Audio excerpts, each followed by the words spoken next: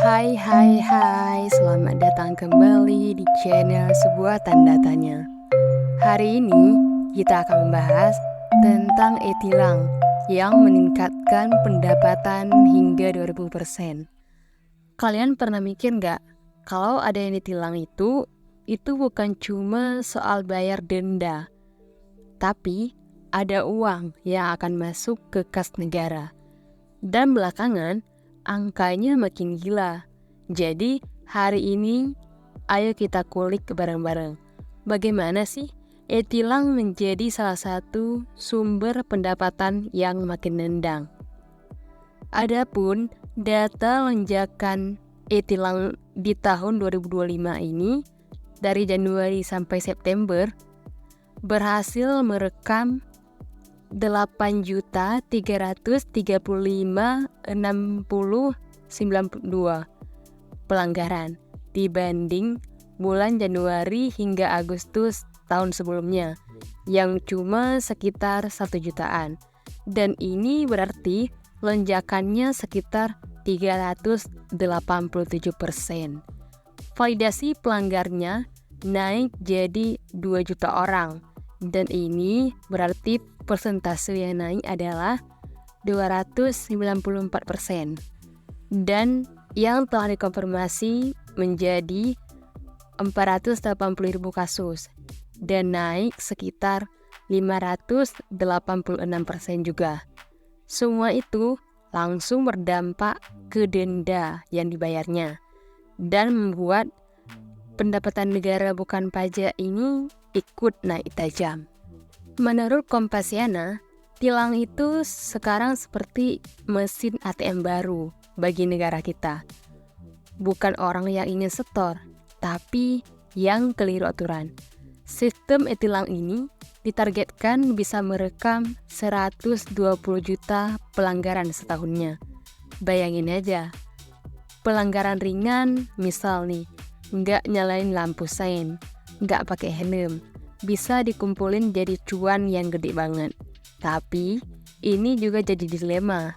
Apakah ini bentuk penegakan supel atau semacam pungutan tersembunyi? Di DKI Jakarta dilaporkan kalau ada sekitar 10 juta pelanggaran e-tilang di setiap bulannya. Bila tiap pelanggar ini dikenai denda minimal 100.000, potensi pendapatannya bisa mencapai 1 triliun per bulan. Tapi nggak semua pelanggaran otomatis jadi denda. Dan ini harus diverifikasi dulu dan dikonfirmasi ke pemilik kendaraan. Dan membutuhkan waktu adalah 8 hari. Makanya ITW atau Indonesia Traffic Watch mempertanyakan nih, kemana uang 1T itu? Sebelum e-tilang masif, denda tilang tiap tahun itu rata-rata antara 1T hingga 2T. Menurut beberapa catatan sejarah.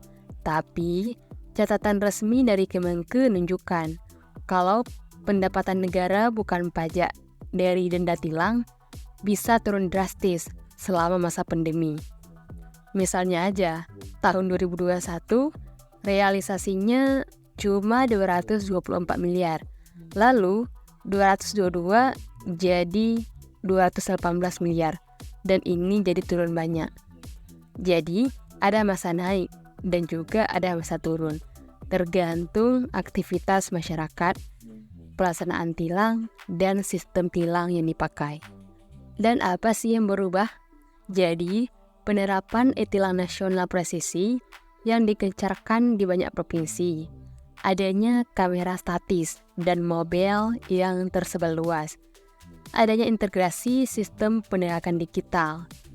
Dan denda otomatis terkoneksi ke sistem bank agar pembayarannya lebih mudah. Serta etos tilang manual dikecilkan agar masyarakat ini nggak bisa lari dari kamera e-tilang.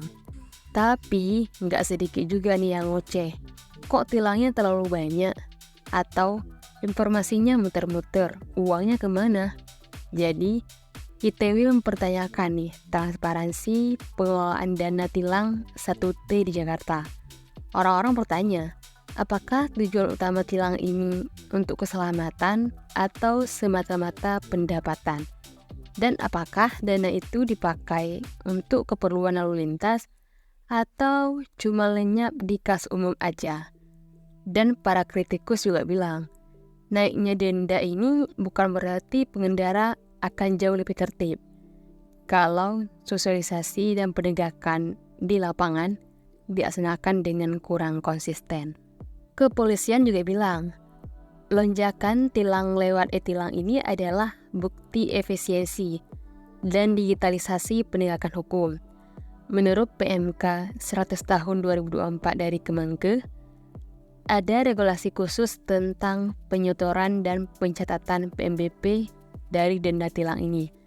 Situs e-tilang Kejaksaan menyebut nih, kalau semua uang denda harus disetorkan ke kas negara dan sisa titipan yang nggak diambil dalam 1 tahun akan menjadi milik negara. Jadi, ada kerangka hukum, tapi implementasi dan akuntabilitasnya juga menjadi kunci. Kapanpun tilang makin berat dan mudah tertangkap, secara teori ini bisa bikin orang menjadi lebih patuh.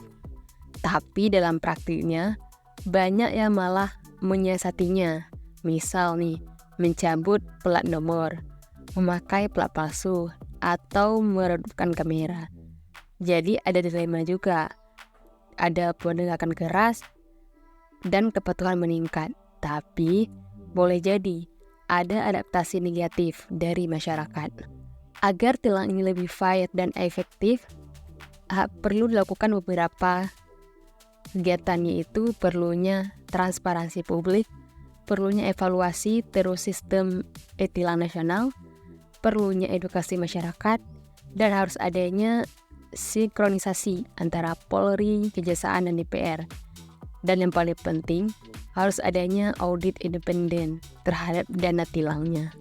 Jadi singkatnya, pemasukan dari tilang makin melonjak, terutama lewat e-tilang.